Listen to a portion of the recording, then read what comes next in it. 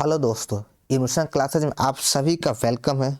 तो चलिए स्टार्ट करते हैं हम लोग आज का क्लास साइंस के महत्वपूर्ण प्रश्नों के साथ। और यह सीरीज बिहार एसएससी, दरोगा एंड बिहार का सभी प्रतियोगी परीक्षाओं के लिए काफ़ी महत्वपूर्ण सिद्ध होगा। तो चलिए हम लोग वीडियो का स्टार्ट करते हैं और देखते हैं पहला क्वेश्चन।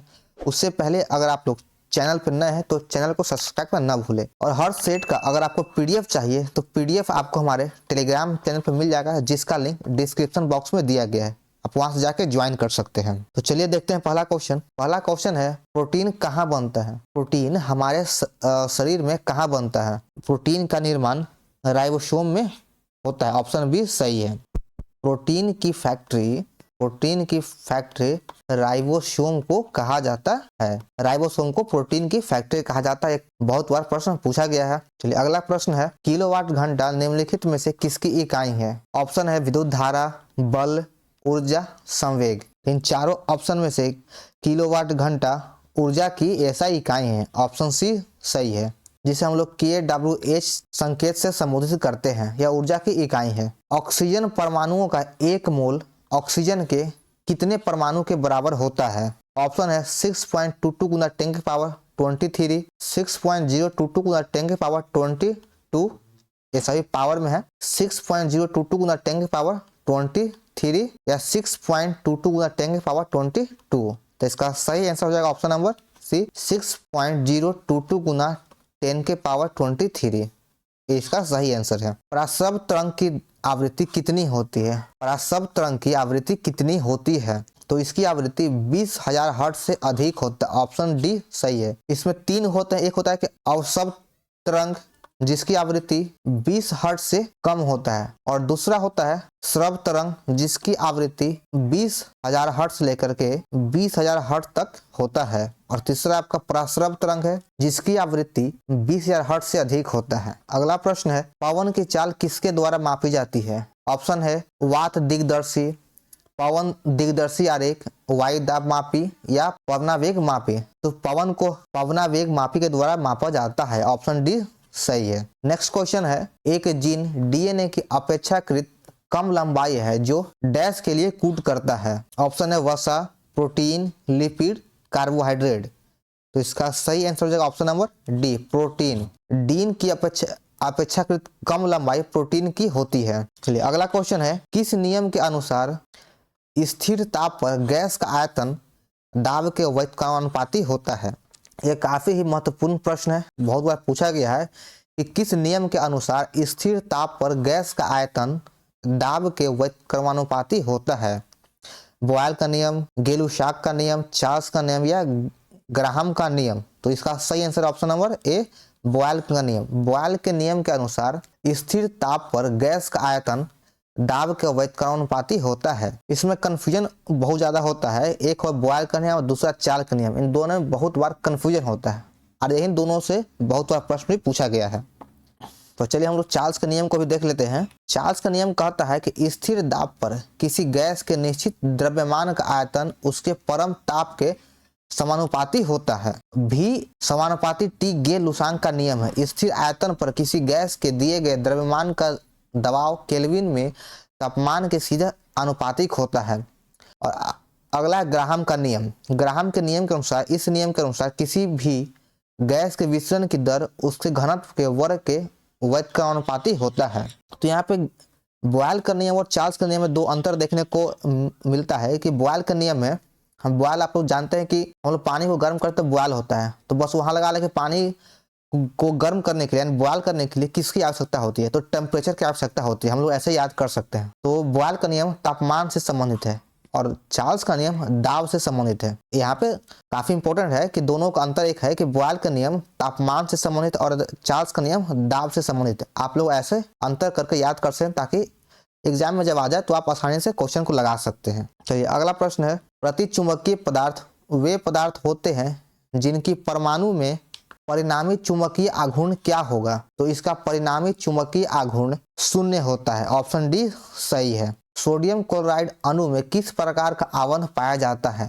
सोडियम क्लोराइड की अणु में किस प्रकार का आबंध पाया जाता है? ऑप्शन है धात्विक, सत्संयोजक, आयनिक या इनमें से कोई नहीं। तो इसका सही आंसर हो जाएगा ऑप्शन नंबर सी, आयनिक। सोडियम क्लोराइड में आयनिक आबंध पाया जाता है। अगला प्रश्न है, डेंगू किसके कारण होता है?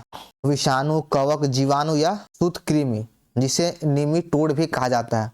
तो डेंगू विषाणु के कारण होता है। Option A is the right answer. अगला प्रश्न है, निम्नलिखित में से कौन विद्युत प्रतिरोध की इकाई है? विद्युत प्रतिरोध की ऐसा इकाई है। ऑप्शन है वाट, कूलॉम, न्यूटन या ओम। तो इसका सही आंसर हो जाएगा ऑप्शन नंबर डी। विद्युत प्रतिरोध, प्रतिरोध का इकाई है ओम, जिसका संकेत हम लोग ऐसे डिनोट करते हैं, ओम का प्रतीक ये है। और विद्युत आवेश का मात्रक होता है कूलॉम, बल का मात्रक हो जाएगा न्यूटन, और शक्ति का मात्रक हो जाएगा वाट।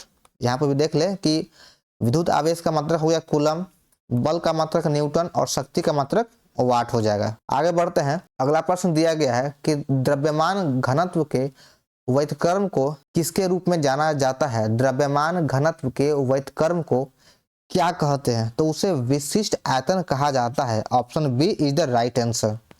द्रव्यमान घनत्व के व्युत्क्रम को विशिष्ट आयतन कहा जाता है। बल और उसके अनुप्रयुक्त लंबवत क्षेत्रफल का अनुपात को क्या कहते हैं? बल और उसके अनुप्रयुक्त लंबवत क्षेत्रफल के अनुपात को क्या कहते हैं? तो इसके क्षेत्रफल के अनुपात को दाब कहा जाता है। ऑप्शन बी सही है। चंद्रमा की सतह पर एक वस्तु का भार 60 न्यूटन है, तो पृथ्वी की सतह पर इसका भार क्या होगा? तो सबसे पहले हम लोग ये जान लेते हैं कि पृथ्वी पर अगर किसी वस्तु का भार 60 न्यूटन है अर्थ पे, तो मून पे उसका भार 10 न्यूटन हो जाएगा।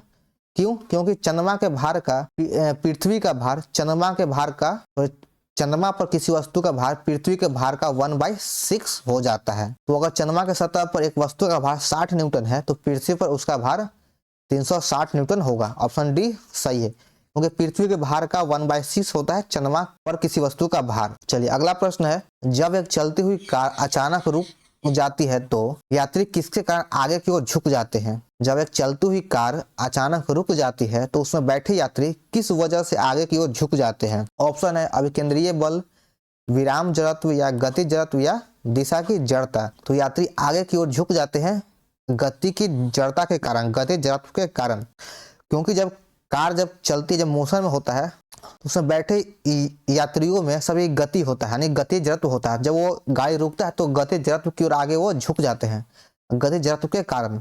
इससे एक और प्रश्न आता है कि जब कोई गाड़ी या बस या कार जब रुकी हुई हो, जब कोई कार रुकी हुई हो और जब वो अचानक चलता है तो यात्री पीछे की ओर झुक जाता है, पीछे की ओर झुकता है। तो किस वजह से? तो जब यात्री गाड़ी का अचानक चलने से पीछे की ओर झुकता है तो वह विराम जड़त्व के कारण होता है। चलिए अगला प्रश्न है, यदि एक वस्तु दोनों सिरों से पकड़कर खींची जाती है तो उस पर लागू बल को क्या कहा जाता है? उस पर लागू बल को खिंचाव बल होता है। ऑप्शन डी सही है।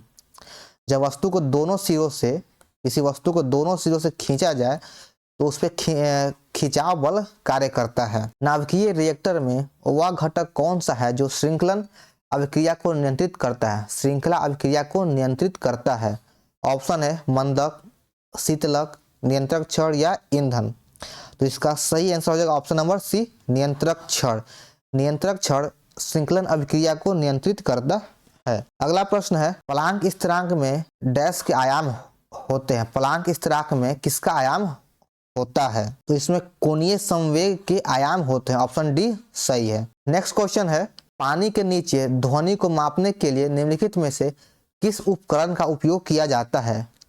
हाइड्रोफोन, हाइग्रोस्कोप, हाइपोमीटर या मैकमीटर। तो पानी के अंदर ध्वनि को मापने के लिए हाइड्रोफोन का उपयोग किया जाता है। ऑप्शन ए सही है। अगला क्वेश्चन है, किसी पिंड की गतिज ऊर्जा और स्थितिज ऊर्जा के योग को क्या कहते हैं? तो गतिज ऊर्जा और स्थितिज ऊर्जा के योग को यांत्रिक ऊर्जा कहा जाता है। ऑप्शन बी सही है। चलिए नेक्स्ट क्वेश्चन देखते हैं, क्यूरी तापमान वह तापमान है जिसके ऊपर मैग्नेट क्या होगा? तो क्यूरी तापमान वह ताप है जिसके ऊपर लौह चुंबकीय सामग्री अनुचुंबकीय हो जाती है। यानी क्यूरी ताप के ऊपर गर्म करने पर चुंबकत्व का मान कम हो जाता है, यानी आपका फेरोमैग्नेटिक कम हो जाता है, धीरे धीरे कमने लग जाता है, चुंबक का गुण समाप्त हो जाता है या हल्का रहता है, कम हो जाता है। चलिए अगला प्रश्न है, दृश्यमान स्पेक्ट्रम में अधिकतम तरंग दैर्घ्य के साथ प्रकाश की किरण कौन होती है? यानी सबसे अधिकतम तरंग दैर्घ्य किस प्रकाश का होता है? तो सबसे अधिक तरंग दैर्घ्य लाल रंग का होता है और सबसे कम तरंग दैर्घ्य बैगनी का होता है। और इसके अपोजिट अगर हम लोग देख लेंगे तो बैगनी का अपवर्तनांक सबसे अधिक होगा एवं प्रसारण भी सबसे अधिक होगा। लाल रंग का अपवर्तनांक सबसे कम होता है। चलिए अगला क्वेश्चन है, निम्नलिखित में से किस प्रणाली को शास्त्रीय भौतिकी द्वारा पर्याप्त रूप से वर्णित किया जा सकता है? तो इसका सही आंसर हो जाएगा ऑप्शन नंबर ए, एक क्रिकेट गेंद की गति को पर्याप्त रूप से वर्णित किया जा सकता है। चलिए अगला क्वेश्चन है, कोई विद्यार्थी क्षीण ध्वनि को प्रबल ध्वनि में परिवर्तित करना चाहता है, इसके लिए उसे निम्नलिखित में से किसकी वृद्धि करनी चाहिए? तो प्रबल ध्वनि में परिवर्तन करने के लिए ध्वनि के आयाम में परिवर्तन करना होगा, ध्वनि के आयाम में चेंज करना होगा। ऑप्शन ए सही है। अगला क्वेश्चन है कि एक वस्तु को उत्तल दर्पण की धुरी पर दर्पण के ध्रुव और अनंत के बीच एक बिंदु पर रखा जाता है, तो इसका प्रतिबिंब कैसा बनेगा? तो इसका प्रतिबिंब आभासी और छोटा बनेगा। ऑप्शन सी सही है। तो हमारा यह साइंस का तीसरा मॉक सेट समाप्त होता है। तो आप लोग को वीडियो कैसा लगा कमेंट करें, लाइक करें और चैनल को सब्सक्राइब करना ना भूलें। बिहार एसएससी के लिए बिहार जी के समान अध्ययन, बिहार प्रीवियस ईयर का क्वेश्चन, इस सभी का भी वीडियो अपलोड किया गया है, जिसका लिंक डिस्क्रिप्शन बॉक्स में दिया गया है, आप लोग जाकर देख सकते हैं। तो चलिए हम मिलते हैं फिर अगले सेट में। जय हिंद।